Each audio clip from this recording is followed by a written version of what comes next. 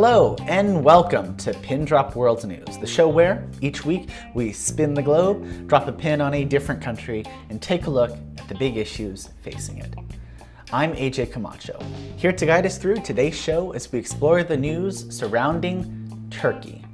Specifically, its president, Recep Tayyip Erdoğan, and his impact on the country's democracy, economy, and foreign policy, as well as Turkiye's Kurdish minority.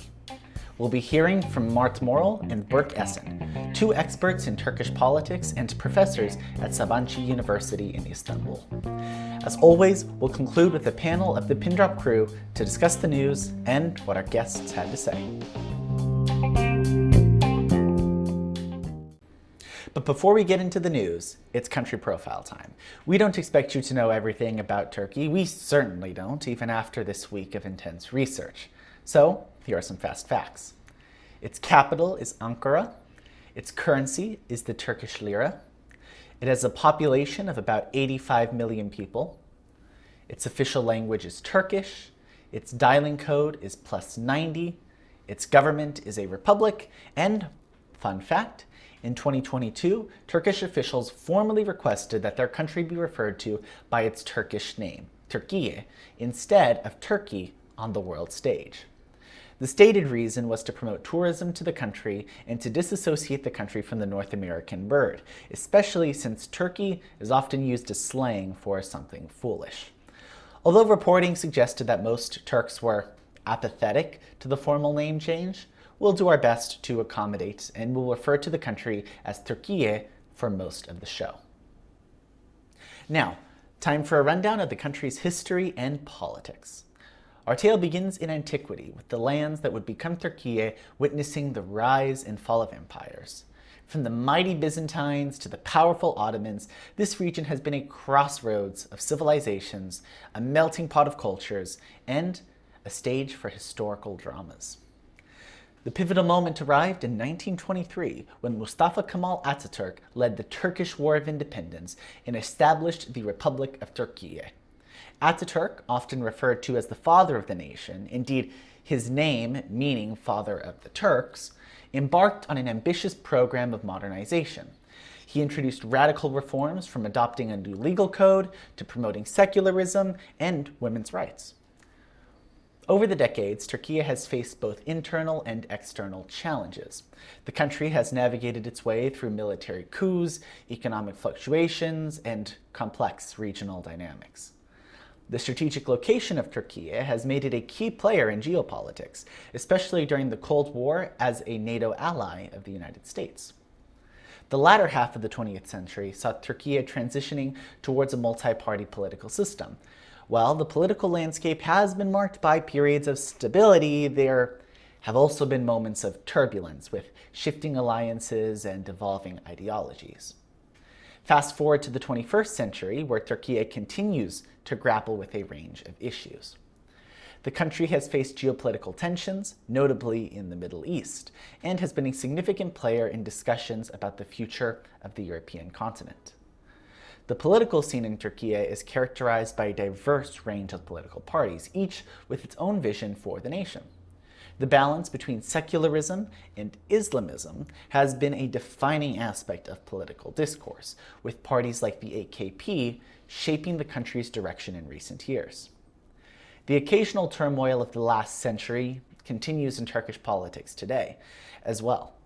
As recently as 2016, some military leaders attempted an ill-fated coup against President Erdoğan. As we look to the future, Turkey stands at a crossroads, balancing tradition and modernity, east and west.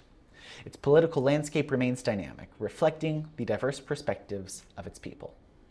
Now, time for a discussion of the big issues, beginning with the first, Turkey's Kurdish minority. Turkey has around 19 million Kurds living within its borders, concentrated in the country's southeast. Another 11 million Kurds or so live across parts of Armenia, Iran, Iraq, and Syria. Now, the Kurdish people and the pursuit of Kurdistan is a story for another time, and our co-producer Diego Austin will doubtlessly cover that story someday. But for now, let's consider the Kurds in Turkey, who have had a long, sometimes violent, history of repression. Kurdish majority areas have often been subject to strict curfews and cuts to services, according to Amnesty International. However, the Kurds have faced even more mundane challenges in daily life. Until 2014, the letters Q, W, and X were all illegal in Turkey. These letters are not needed in the Turkish language, but appear frequently in Kurdish. Accordingly, many Kurds faced hurdles in using official documents that required them to print their names. Ultimately, this law was repealed by then Prime Minister Erdoğan in 2014. But Turkey's Kurds still report being treated as second-class citizens. One of the key actors in recent Turkish-Kurdish history has been the Kurdistan Workers' Party, or PKK. Having formed in Turkey in 1978, the PKK sought to form an independent Kurdish state and protect the rights of Kurds in Turkey. But in 1984, believing their political efforts were not progressing, the PKK began an armed insurgency against the Turkish government. In October of this year, the PKK carried out a suicide bombing in the capital of Ankara that damaged the building of the Ministry of the Interior and injured police officers. Politically speaking, the only major Kurdish party in Turkey is the HDP, which does not currently have any members in national office, but does have a significant power at the provincial and municipal levels in southeast Turkey. In 2023's elections, the HDP opted not to field a candidate for president and to back Kemal Kılıçdaroğlu of the CHP opposition party. This decision met with a mixed reaction from Kurds, and Kılıçdaroğlu's decision to cooperate with the HDP likely soured his image to many Turkish voters. In the end, Kılıçdaroğlu lost the presidential election in May, though he gained an impressive 48% of the vote against a man who hadn't faced a tough challenge since taking office in 2014, Recep Tayyip Erdoğan. This brings us to our second big issue. That man, the president of Turkey, Erdoğan.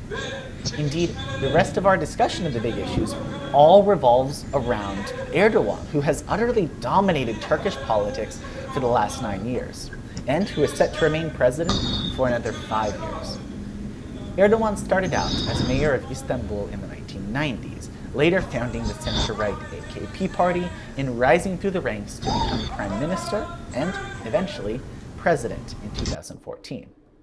So let's break down Erdoğan's record, starting with his foreign policy. Turkey is a member of NATO and thus a major ally to the United States. Despite this, Erdoğan has charted his own course, which has, at times, bumped heads with America and NATO. After Russia launched an invasion of Ukraine, Erdoğan was probably the quietest Western leader. In the months that followed, he frequently pitched Turkey as a mediator in the conflict and negotiated a deal between Russia and Ukraine to protect grain shipments leaving the Black Sea, though Russia has since abandoned this plan. But that Russia was willing to come to Turkey's table at all attests to how differently Erdoğan conducts his foreign policy, despite being a NATO member.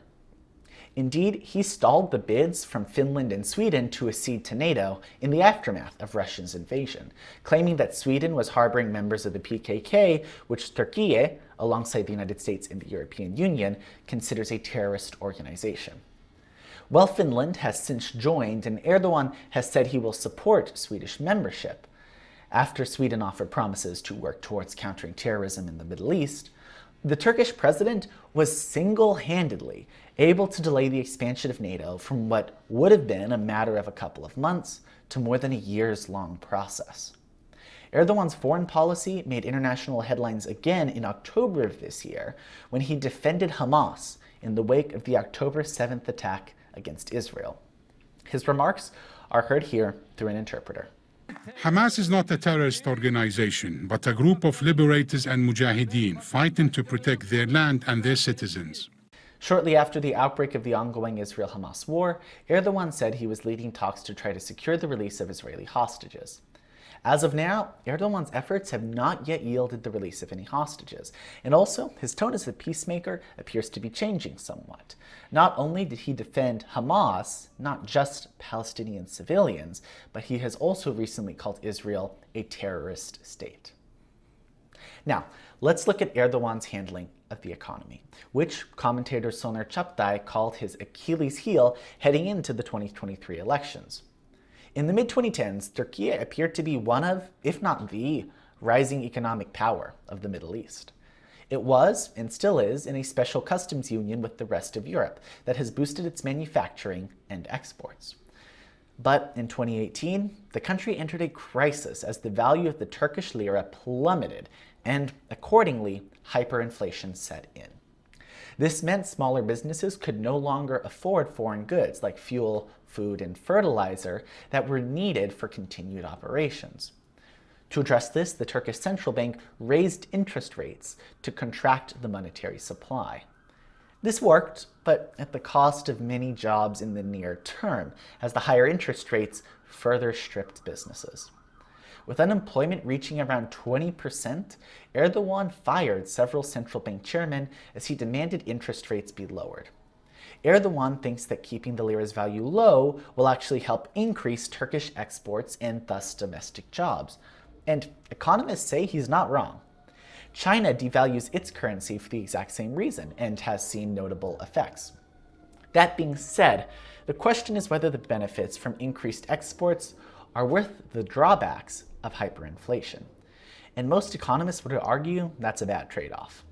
In recent months, the central bank has upped interest rates to 35%, and this has allowed inflation to ease somewhat from 85% in October of 2022 to a little over 60% in October of 2023. Finally, we reach the reason The Economist and Politico both called Turkey's 2023 elections the most important the world would face this year. Concerns over what critics call Erdogan's authoritarian tendencies. Indeed, while it is a republic, Erdogan's Turkey has taken measures that are considered beyond the democratic pale. In the 2023 election, while the votes were counted fairly, still saw the government leveraging media support, so that it is not considered entirely fair. While his entire administration has been noted by his attempts to influence the media, Erdogan stepped up efforts to control social media in 2022 with a so-called disinformation law that criminalizes spreading false information online. According to the Brookings Institution, the law calls for up to 4 to 5 years imprisonment for stories and posts that, quote, spread information that is inaccurate in order to create fear, panic, or disrupt Turkey's domestic and external security, end quote. What counts as misinformation is defined by the government under the law.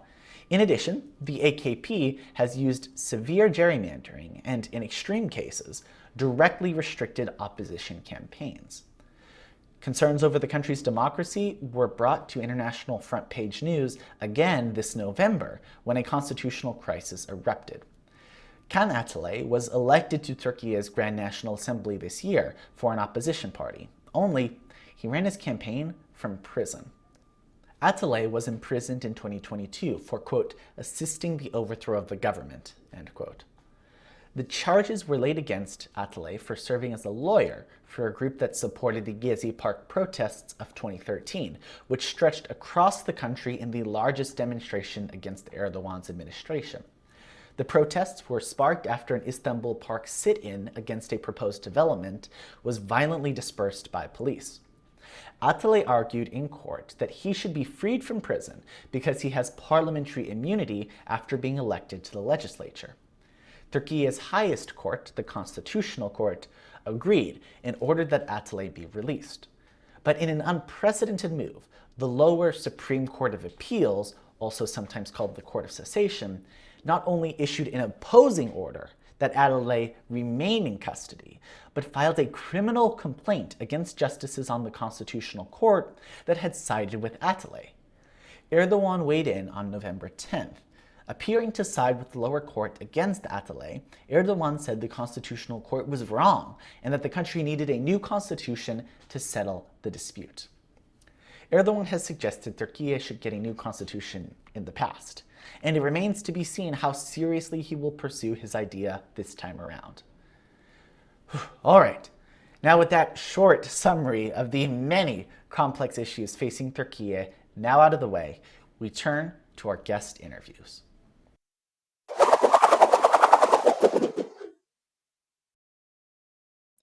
Hello, folks, and welcome to PINDROP World News. I'm AJ Camacho, and I'm speaking right now with Mert. He is a professor of political science and international relations at Sabancı University, where he specializes in Turkish politics, as well as comparative politics and polarization in countries, among many other particular areas. Professor Morel, thank you very much for joining PINDROP today. Thank you for the kind invitation. It's a pleasure. Of course, Erdogan won this election. And it appears that although we might not call it a fair election, that the votes were genuinely counted in the way that they were cast. Something that was considered his Achilles heel, though, heading into this election, was the economy.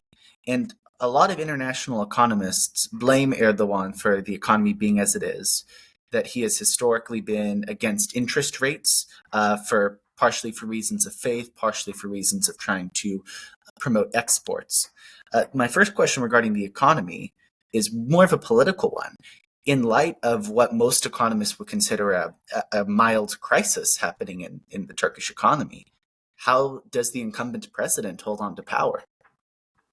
That's a great question. So, to be perfectly honest, I don't know the answer, and I don't think anybody right now actually knows the answer. I mean, we did two surveys before the elections. I am one of the co-principal investigators of the Turkish election study, and in addition to that, as part of another project, I did another survey. I mean, one common finding in both of them, both were representative of the Turkish voting eligible population, the samples, and they were conducted face to face and shortly before the election. So one common theme was that roughly 7 out of 10 Turkish voters were actually reporting economy or an economic issue, mostly their decrease in purchasing power or the increase in inflation rate as the most important problem Turkey had been facing in the last year preceding the election. However, when you ask, I mean, why do people actually still vote for President Erdogan? That's a different question. Because yes, the facts actually show that the inflation has been increasing, right? I mean, the Turkish lira has been depreciating.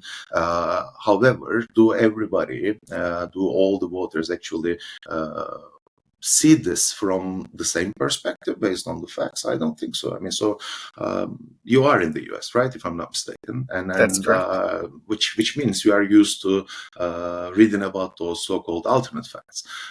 So we are living in this world where actually people's flow of information can be, I'll say,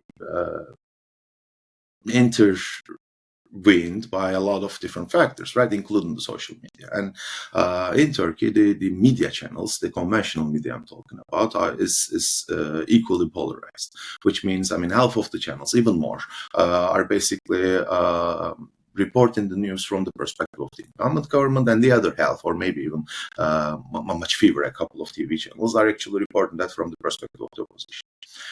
And people tend to self-select themselves into the viewership of those, biased, media, I'll say, blocks that are slanted towards either the incumbent or the opposition, which in turn makes them actually somehow filter those information in the way that they would like to hear. A lot of people actually are not taking into account policies when it comes to voting. Rather, they actually vote in line with their long-standing partisan identities. And in a country like Turkey, as polarized as Turkey, and there aren't many, to be perfectly honest, people actually do not even take into account those policy failures. Instead, they simply vote for who they sided with in the previous elections. And there's a very low level of volatility. There's a very low level of vote transition between the opposition and the incumbent.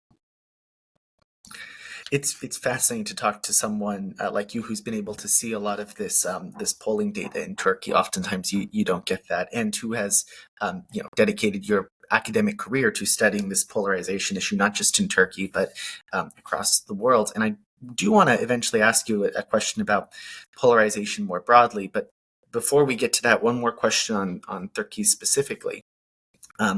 Is this issue of the Kurds as well as the PKK one of those issues that is so polarized? And I ask because when I saw a lot of American or Turkish American political commentators talking about why Erdogan won, a lot of them suggested it came down to Kılıçdaroğlu being willing to accept support from the HDP, and Erdogan saying that this support from the Kurds also involved support from terrorist groups, and that might have soured the opinion of some Turks.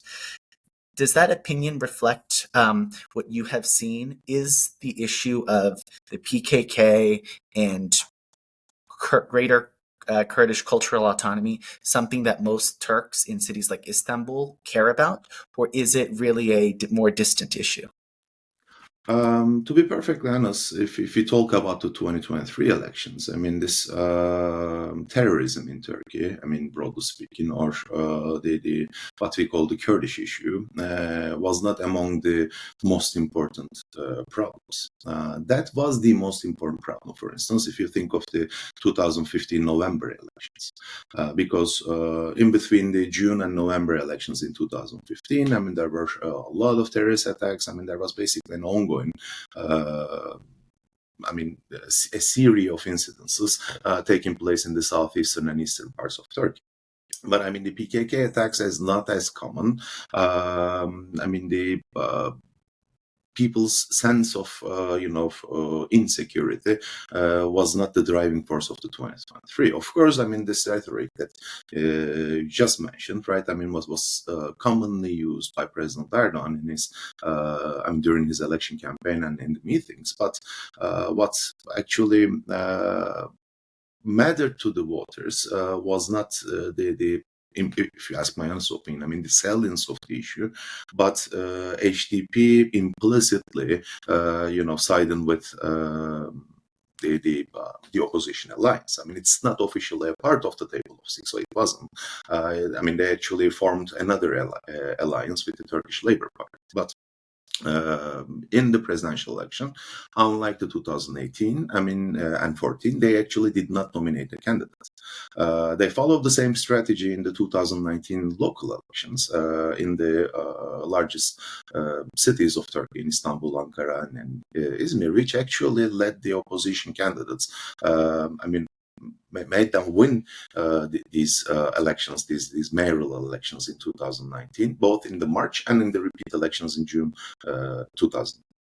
So I want to bring it back to a recent paper you've published with Robin Best, where after studying 19 different democracies, you concluded that, quote, citizen polarization follows party polarization. That is, that the establishment of a political party tends to experience polarization prior to the citizens who identify with that party. In the United States, of course, right now, we feel that this polarization is at record highs and we view it in a very negative light. It's something we want to avoid.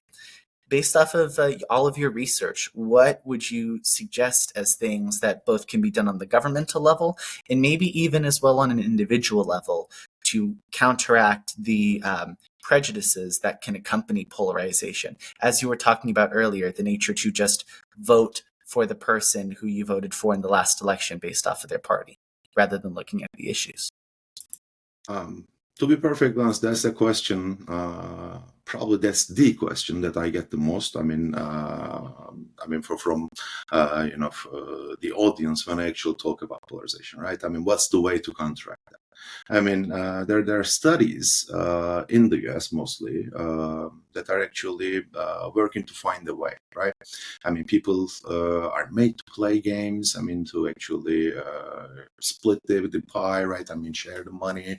I mean, they are actually being exposed to, people people's attitudes, or people's sayings from the other camp. And once they're actually introduced to a more heterogeneous group, right, they actually start, apparently, according to the research, they actually start to think less unfavorably about the other group, right? So that's basically the exposure brings some sort of an understanding.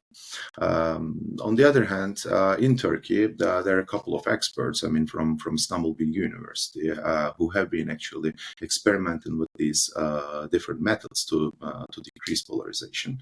What they actually specifically focus on is affective polarization. That is a combination of your positive feelings towards your own party and your fellow partisans, and your negative feelings, even hatred, right, sometimes towards the other camp.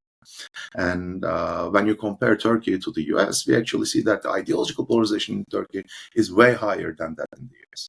But when it comes to affective polarization, right, which makes those far-right groups to even invade the house, after the election. Now think about that. Now, we are actually talking about an individual's own attitude. So when we're starting to talk about that, this is not something that, in my view, you can easily fix, because right now those feelings, those attitudes are cemented, right, solidified, and it would take probably an equal amount of time to actually revert the polarization, which would require basically not the effort of only one camp, but both camps. However, polarization is often argued as a concept, right? That has detrimental consequences for democracy. Yes, it might be. I do not argue against them, but it also has positive consequences. One of them is basically increasing political participation, right?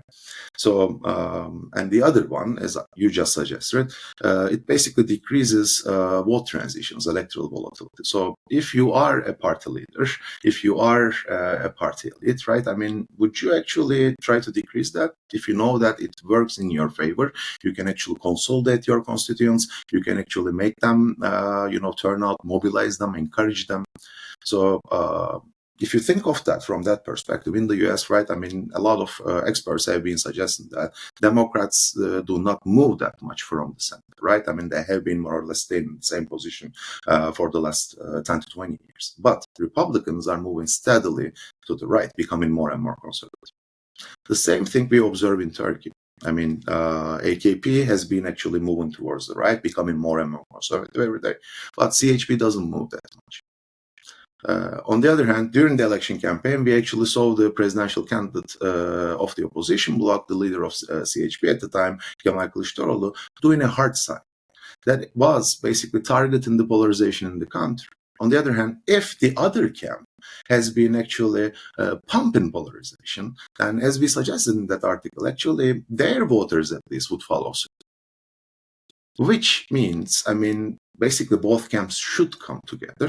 And in a polarized environment, what's the likelihood of that, right? Basically, you cannot even agree on a budget.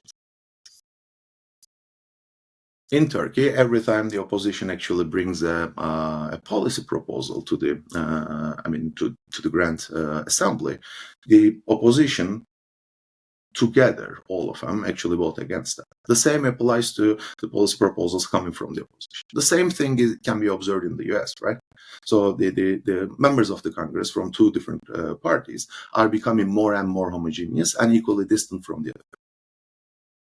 So what is the likelihood that they would actually together agree on, I'll say, switching more to a consensual style of politics? So to be perfectly honest, I don't see that as likely. It would require actually both teams' efforts, and despite the scholarly research showing that this can be maintained or made possible, right? Towards certain interventions. I'm afraid those actually work in the laboratory environment, but not necessarily in the real world also. And it is also a super costly thing. To do basically to talk to every single voter and try to convince them that the other group is not their enemy, but basically their fellow citizens.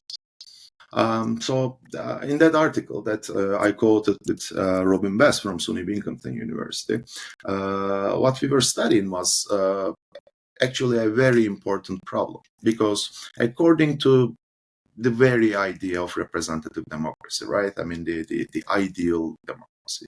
Basically, the represented, us voters, are represented by the representatives. And the role of the representatives is, I mean, their name comes from that, is to represent our interests, right? I mean, what we demand from politics. But if parties move first and citizens basically follow suit, it simply means that parties or political actors in general, right, can actually create that demand in the first place. So that is the risky part about polarization and that strategy that I mentioned, right? I mean, if they actually see that it works in their favor, what would actually impede them from further polarizing the country, right? I mean, if they actually can convince their leaders, their voters, their constituents, to become more and more polarized once they move away from the moderate centrist position. And we actually see implications of that in Turkey and in the US, according to, I'll say, half of the American politics scholars studying polarization. The other half simply argues that, look, there are still a lot of moderate centrists, and then there is no such thing as culture war. But I mean, you keep seeing an increase in turnout, you keep actually seeing, agreement becoming less and less frequent, right? I mean, among different partisans, and you keep seeing the same figures come from, representative surveys actually showing that, I mean, people actually have more and more negative feelings towards the members of the other bloc, the opposition, right? That actually makes the US, I mean, top in the list of the countries, I mean, part of the comparative study of electoral systems and cross-national survey initiative in terms of effective polarization. Only one country actually has higher scores. We didn't actually submit the data yet, but I mean, Turkey as of 2023 actually will top the list. So that should basically give you some idea about, what you should expect from politics in Turkey, especially considering the fact that, I mean, most of your audience actually comes from the US, who are well accustomed to what it is like, right? I mean, living in a country like that. Absolutely fascinating. Political polarization, of course, such an important topic, not just in the United States, but in Turkey and most of the world. And it's always great to talk to someone like you to provide a little bit more of that context for how it's like in different countries and how there can be arguably different types of polarization and positive and negative implications of those various types. So thank you for providing us with that context. Professor Mert is a professor, of course, at Sabancı University in political science, international relations, where he specializes in Turkish politics as well as political polarization, among other areas. Professor Morel, thank you very much for joining PINDROP today. Oh, thank you very much for the kind invitation again. It was my pleasure.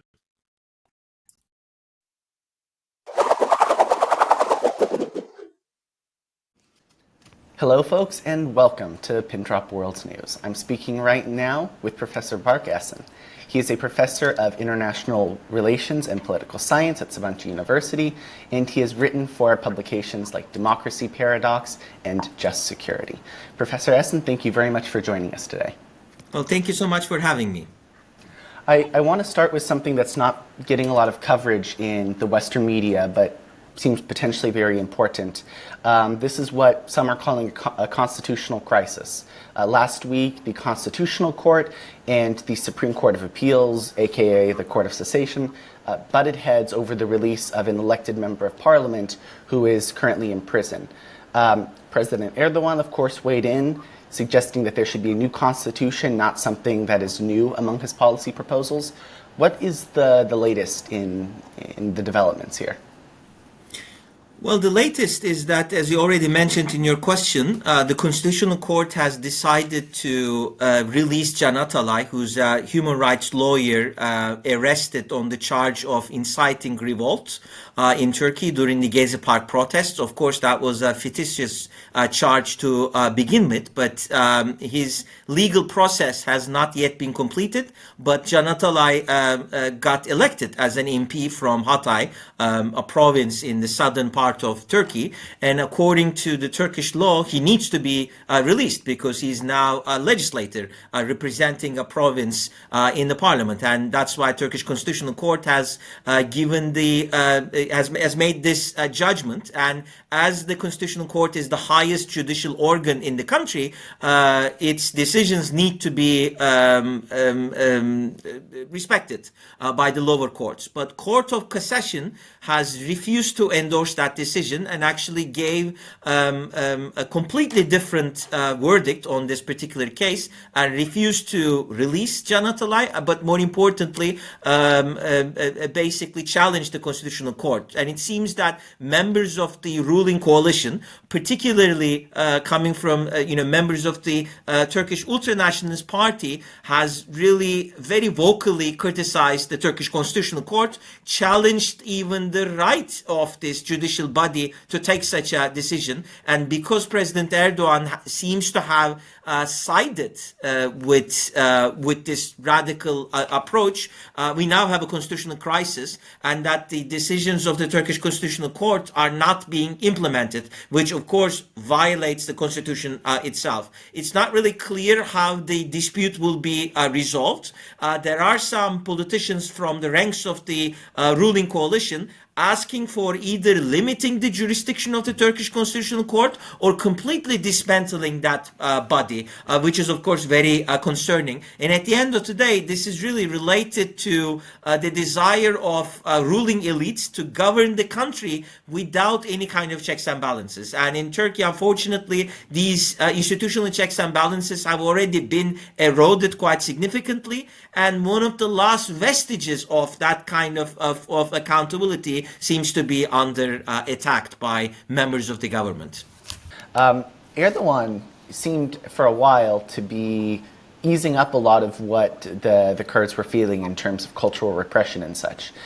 When people and reporters talk to Turkey's Kurds in the southeast, they talk about how things were going good in 2013, in 2014 with the change of the letter law. They were feeling really good.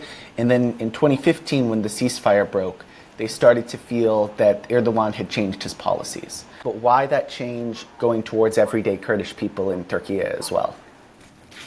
Well, you're certainly right that Erdogan adopted a different approach on the Kurdish question. Of course, Kurdish question is a decades-long conflict that not just Turkey, but even the Ottoman Empire had, starting from early 19th century. So it's a very convoluted problem, and the previous governments have not necessarily incorporated Kurdish citizens into the Turkish political system. Of course, they could get elected into office, but in terms of cultural rights and even the political rights that they enjoyed, there were significant restrictions. And during certain periods in 20th century, these restrictions were even higher than other periods. Whereas under Erdogan's watch, particularly between 2010 and 2014, during the so-called Kurdish opening or democratic opening process, there was a higher level of civil liberties and political freedoms available to Kurdish citizens of the country, particularly those living in Kurdish populated southeastern provinces. But things began to change, as you mentioned, after 2014-2015. There are several reasons for this. Well, first of all, I need to point out that Erdogan's party comes from an Islamist background. And this party actually gets a lot of support from Kurdish conservative voters. So actually Erdogan's party has had for many years a base in that region, unlike many other opposition parties. And I think what Erdogan wanted to do was to make some basic concessions to the Kurdish political movement in exchange for that movement accepting Turkey's transition to a presidential system with strong, with limited checks and balances. Basically, this is what Erdogan was after. But of course, the Kurdish political movement did not necessarily accept this deal, and especially the faction within the Kurdish party led by Selahattin Demirtas, who has been imprisoned since 2016, really challenged Erdogan's leadership. I think that was really a sour moment for Erdogan. I think the other reason is that, and we saw the impact of this in the June 2015 elections, by basically by basically implementing this Kurdish opening process, Erdogan's party lost votes both to MHP, at the time was a rival party with a Turkish ultra-nationalist ideology, but also the Kurdish political movement started expanding its vote share. And in fact, in June 2015 elections, for the first time, HDP, at the time the representative party of the Kurdish political movement, crossed the 10% electoral threshold and joined the parliament. And so Erdogan lost votes in both directions, both to the Kurdish party as well as to the Turkish ultra-nationalist party, which I think signified to him that there was not really much to gain from pursuing this process, because no concrete policy concessions were being made by the Kurdish movement, and his party was hemorrhaging votes in the elections, resulted in AKP losing its parliamentary majority for the first time. And after that, Erdogan changed tactics and started approaching the Turkish ultra-nationalist party, and eventually persuaded that party to accept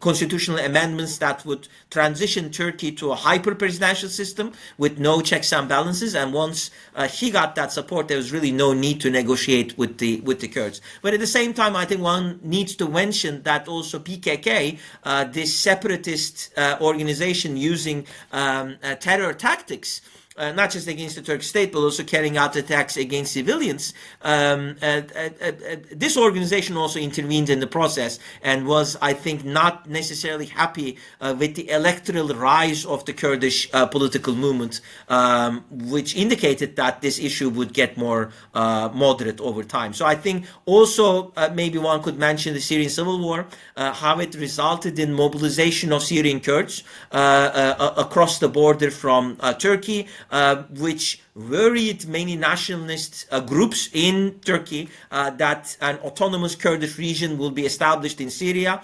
Conversely, it, I think, emboldened the Kurdish political movement in Turkey that there was now a real possibility of having some kind of an autonomous region being established in northern part of Syria, and that this region might be the new base for carrying out region-wide operations, and that's why Turkey's Kurds should ask for more. So I think there were a number of developments in both domestic politics as well as regional politics that empowered hardliners who did not want a deal, and also weakened the incentives of anyone, particularly from the ruling party, seeking some kind of a democratic solution to this crisis.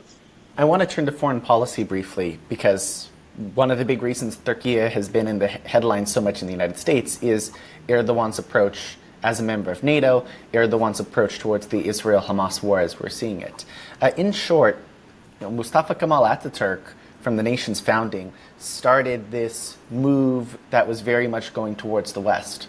And arguably, it's the AK party that really broke with that in a lot of ways, to the point where Erdogan now says that he trusts the West as much as he trusts Putin. So my fundamental question is why? I think both factors have played a role, and you're right to suggest that Erdogan ended up significantly revising Turkish foreign policy, especially over the past decade. And prior to his party's rise to power, Turkish foreign policy was not only pro-West, joining NATO, trying to become a member of European Union, being part of Council of Europe, but also pursued status quo policies of non-interventionism, particularly in the Middle East, whereas of course Erdogan is now not only contemplating with establishing strong ties to various authoritarian regimes in the East, particularly China and Russia, but especially in the aftermath of the Arab Spring, he promoted a very activist, revisionist foreign policy that tried to intervene in the domestic politics of various countries in the region, which I think in the end backfired. There are many reasons for Erdogan to really pursue that. I think I think the public opinion has shifted to a certain extent. This is the public opinion is a lot more Western skeptic at this point than it was, say, 20 or 30 years ago. I think there are also several factors owing to Erdogan's own personal ideology, the Islamist origins of his government, that may really explain these shifts. Because I think the sort of foreign policy that Erdogan is pursuing is very similar to the populist revisionist foreign policy that we see in other parts of the world, from Duterte in Philippines to Viktor Orban in Hungary to Hugo Chavez and Maduro in Venezuela, as well as several other populist leaders, have all challenged Western-led liberal institutions trying to carve out an autonomous space for their regions, and they don't like the fact that the democratic erosion that they're pushing for in their respective countries are being challenged by these liberal international institutions. I think these authoritarian leaders, and I can certainly say this for Erdogan, feel at more ease with these other authoritarian regimes. And of course, Erdogan can easily create a more bilateral personal relationship with Putin and gain concessions from him and vice versa, than, of course, to deal with strongly institutionalized foreign policies of various Western governments. So I think there are a number of reasons why Erdogan is really headed in that direction. And I could actually sort of turn your question upside down and actually suggest that because of Turkey's strong economic ties to the West, Erdogan could actually not completely dismantle Turkey's relationship to Western countries, that he could not pull out of NATO. He still cannot fully challenge the US, and somehow still needs to deal with the West. I think some other leader under different circumstances would have even gone further, but because of the fact that Turkey is not a resource-rich country and still really relies on international trade and tourism, both sectors, West has still more of a dominance than Eastern countries. Erdogan needs to follow a very delicate sort of position. And so that's why usually he has these populist outbursts that he hopes bring him votes in the domestic arena, but when it comes to the implementation of foreign policy, at the end of the day, he retracts, he retreats. He does not completely defy institutions. And I think Swedish membership to NATO is a good example. Yes, he has postponed the approval process for more than a year, but now it is going to be discussed in the Turkish parliament within a week, and most likely will be approved. So there is a limit as to how much Erdogan is challenging the West. I want to ask a final question, speaking of deliberalization. A political commentator here in the United States at the Washington Institute for Near East Policy, Somer Çaptay, when he was interviewed prior to the election results, he said that if Erdogan won this election, that Turkey would become a complete autocracy and that educated Turks and youth will flee the country. You yourself are an educated Turk, you're relatively young, and as a professor you interact with a lot of young people. Do you think that his assessment of what will happen is exaggerated, on point, or something else? Well, I would probably say it's somewhere in between, because I've been hearing these views for years now, and Turkey does have an electoral authoritarian regime. There is no question about that.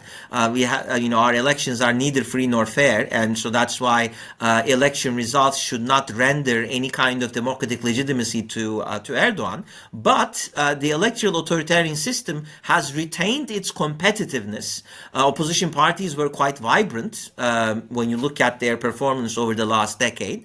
Erdogan's party has not secured parliamentary majority in 3 out of the last 4 parliamentary elections. So we're not looking at a party that dominates the electoral arena. And in fact, his party has lost votes over the years and is now not even getting more than 35% of the vote share.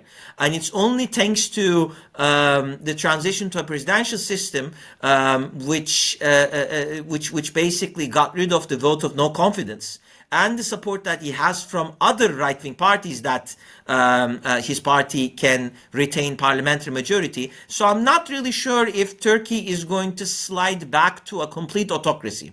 I think the electoral authoritarian regime will survive. I think that regime is going to have some kind of competitiveness.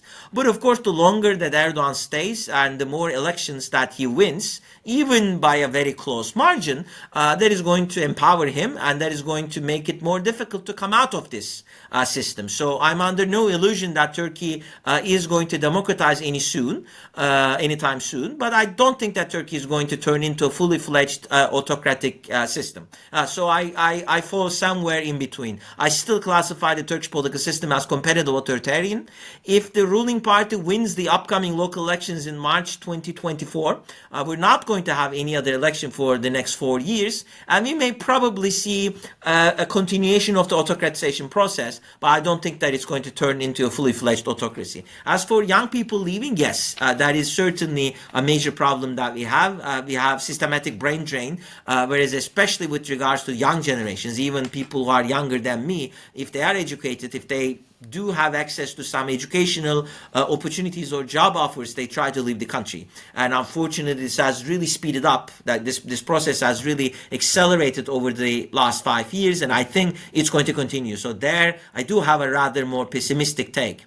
But considering the fact that Erdogan is an aging authoritarian leader, and there seems to be no other popular leader who can really maintain his diverse coalition, the issue of succession and how long Erdogan can stay in power are going to be 2 very important questions, even if Erdogan's party wins the local elections. If the opposition wins the local elections, I think the competitive authoritarian regime will remain in effect, and the opposition parties will have the resources to continue to challenge this authoritarian system. So I fall somewhere in between these 2 different takes. Of course, and depending on how the Constitution ends up being interpreted, Erdogan might not even be able to run for another election, assuming there aren't amendments made. But, you know, in a competitive authoritarian system, there'll always be people seeing if there are ways around that. Yes. Professor Esen, thank you very much for joining PINDROP today. Again, Berk Esen is a professor at Sabancı University, professor of political science and international relations, where he specializes in Turkish politics, among other areas, and he has written for publications such as Democracy Paradox and Just Security. Professor Esen, thank you for joining PINDROP today. Thank you so much for having me.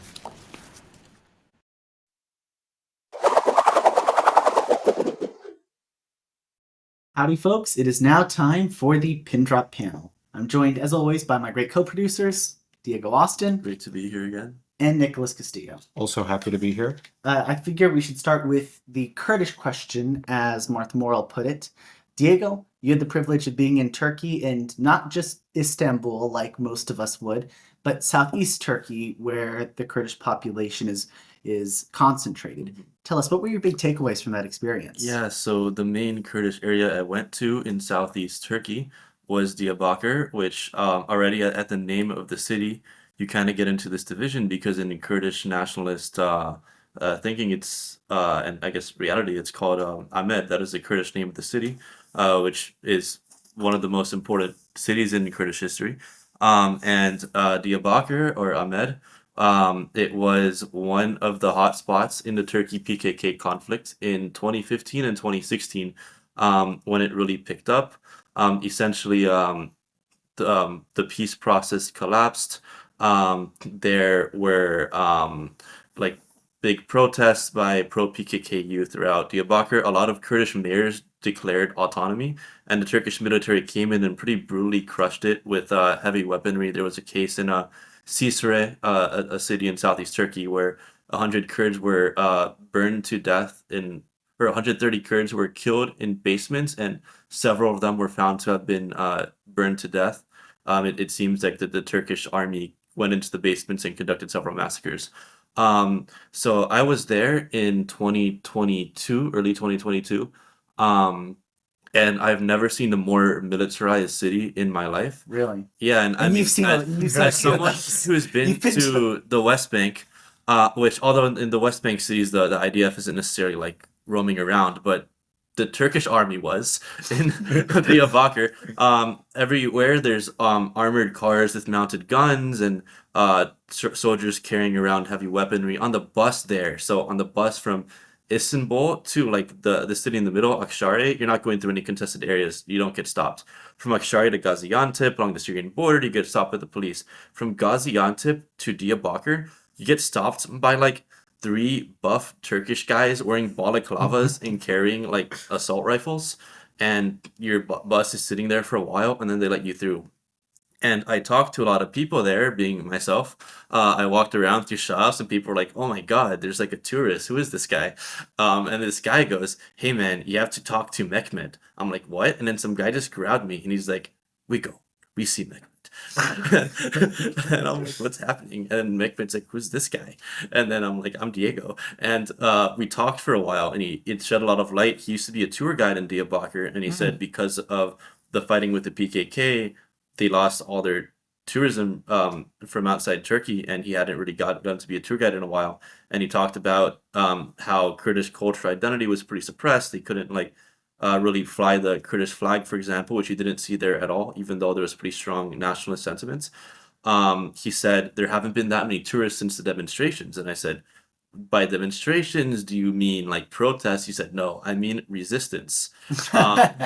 And sometimes you would see PKK on the walls, but like scribbled out. And on the main street, there were big banners of Erdogan, which was very like, it didn't really reflect the sentiments of the people there, it seemed. It seemed like it was kind of put there by the government to make things look good. So that was my experience in Diyarbakir. Wow. But it's also a lovely city. The people there are like some of the most welcoming I've ever met. And if you're ever in Turkey, I very strongly recommend going to Diyarbakir. The tea is also top notch. So the sort of Kurdish historical trauma of having their autonomy infringed upon and their culture suppressed runs against the Turkish trauma of their country being broken up, and it's hard to accommodate these. So yeah. I'll also add into that though, sort of building on the concept of like the trauma of the threat of autonomy loss.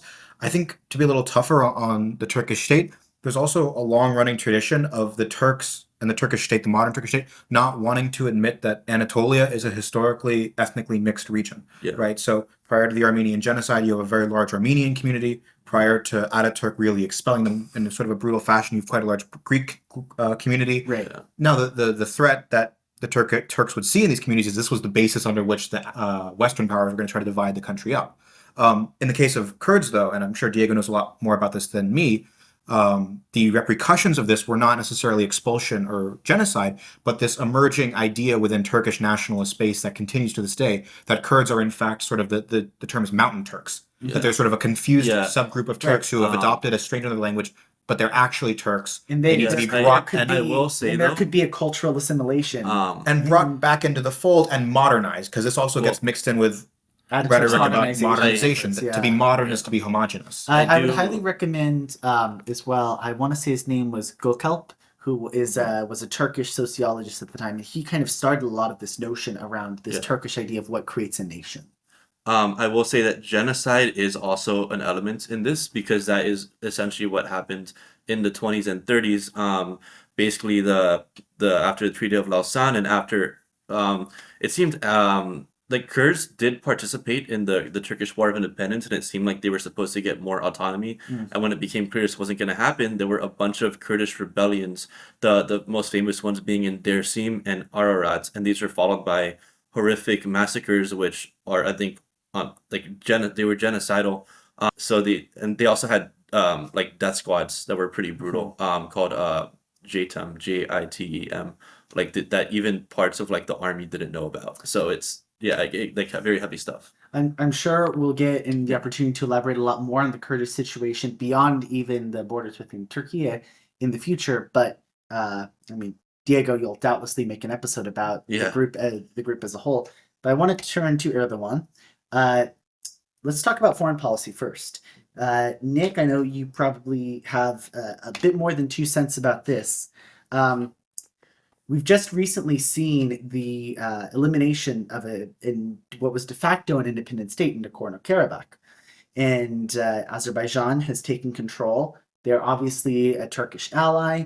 What is in it for Turkey in this situation? And what do you make of the situation as a whole with Azerbaijan taking control of the area? Sure. There's a couple different ways you could read that situation. I actually, in my sort of day job / internship, I do a lot of work on this. The Azerbaijan element is that Azerbaijan is the emerging center of gravity in the South Caucasus. 10 million people in terms of population, very, very large oil sector, big military power, regionally speaking. So that's one element of this. Azerbaijan can, force its way into a separatist region and really quite easily, just, in less than a day, there was a ceasefire, and the autonomous administration of this long-running Armenian separatist project voluntarily disbanded because they saw that this was a completely pointless fight that they could not win. So that's the Azeri element. They're obviously very happy about it. The Azeris have wanted the territory back for a long time. The Turkish element is that they're able to back their ally. There are very, very strong relations between Azerbaijan and Turkey. I mean, this sort of mostly originates on a cultural level, despite the fact that the Turks are Sunni Muslims predominantly and the Azerbaijanis are Shia Muslim. Their language is almost entirely mutually intelligible. I have a close Azerbaijani friend who can understand Turkish quite easily. There's a great sense that these two people just fundamentally understand each other, despite having very different experiences of the 20th century. There's a popular phrase to refer to the two countries, 2 eyes, 1 head. And you've seen that this isn't just rhetoric and this isn't just culture. There are very frequent and very close meetings and relations between Erdogan and President Ilham Aliyev, the dictator of Azerbaijan. So Turkey is able to help its ally, giving them military gear, giving them political cover internationally. In the ongoing talks, normalization between Armenia proper and Azerbaijan, because technically these two countries have been in a constant state of war since independence. Turkey is seen as the go-to ally for Azerbaijan. Azerbaijan has walked out of negotiations because Turkey wasn't in the room, but European countries were. So the fact that Turkey can help its ally, protect them politically, give them military aid, that's huge. Then there's the economic component of this.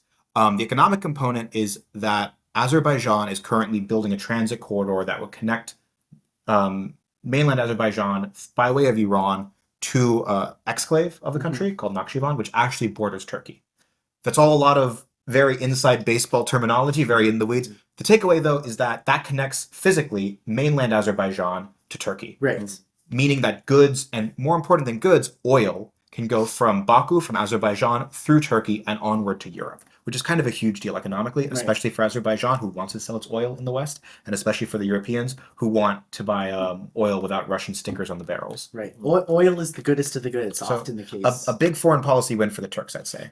I will also say that when I was in Turkey, it seems there were certain flags that were allowed to go up other than the Turkish flag, and one of those was the Azeri flag, and one of those was the Uyghur flag. So, Turkish Cyprus too. Yeah, and when I say allowed, I don't know about if it's legally but it more just the unwritten rule, it seems.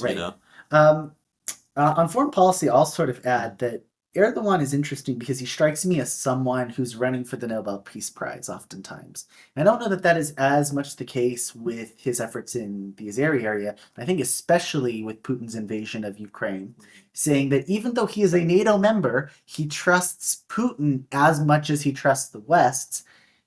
Ironic, given that he's supposed to be an ally of NATO, in promoting this grain deal that has since apparently fallen through. And I think we saw similarly at the start of the Israel-Hamas war, similar rhetoric in terms of he would be leading these negotiations to get hostages released.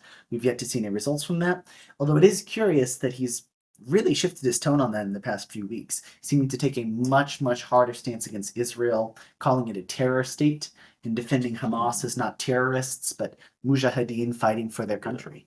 In the movie The Big Shorts, Ryan Gosling, great movie. he says he says he's so transparent in his self-interest that I actually respect him. Right. And that is how I feel about Erdogan when I see his foreign policy, the way he was able to hold all of NATO hostage over the PKK issue with Finland and Sweden.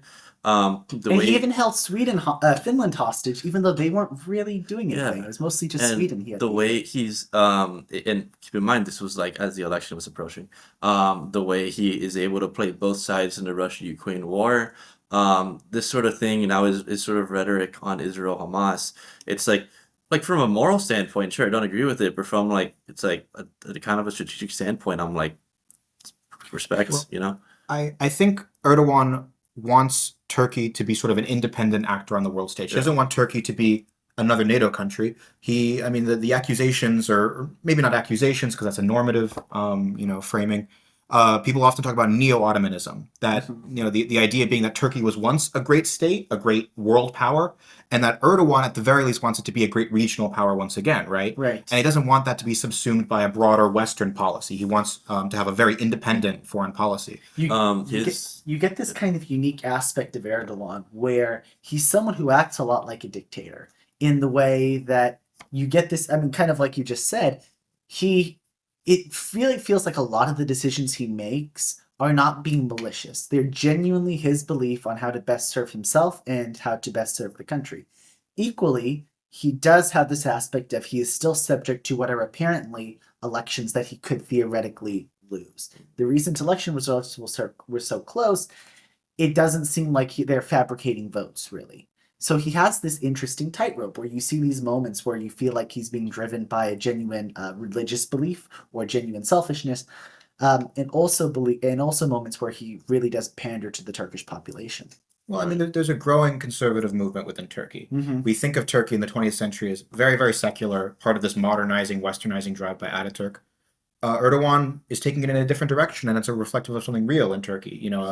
He's been interested in this in a long time. He made it, easier for college students at public universities to wear hijab. Yeah. He's, put a lot more emphasis on advocating on behalf of the Palestinians in Gaza, but also on behalf of sort of Muslims and Arabs in Europe. Mm-hmm. He had very strident rhetoric against France's President Emmanuel Macron a little while ago for what he saw as France's sort of Islamophobic issues, which is a whole can of worms in and of itself.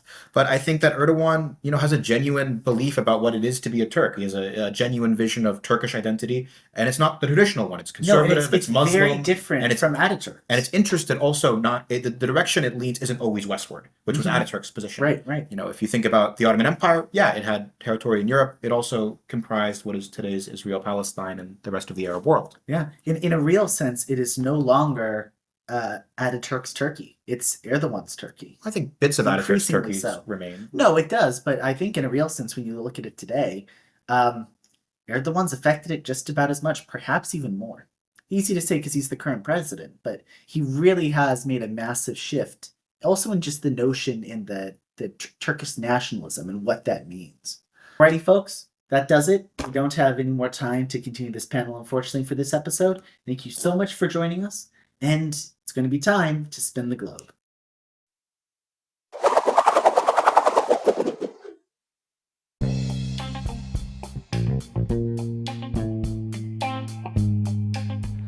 And our pin has dropped on Iran. Although, not just Iran, because we've covered that country before, but also Syria and Lebanon and Palestine, because we're going to be covering Iran's axis of resistance, an alliance it has created to counter Israel and other Western forces. So make sure to check your podcast app or YouTube in the last week of November to hear the latest news, insights, and analysis surrounding Iran's axis of resistance. If you want to make sure new episodes of PINDROP are downloaded to your device automatically, make sure to follow or subscribe on your podcast app of choice, or subscribe and ding the bell if you watch on YouTube. Our guests today were Berk Esen and Mert. I am AJ Camacho, the chief producer of today's episode, and Diego Austin and Nicholas Castillo are my co-producers. PINDROP World News was created by Ian Kearns.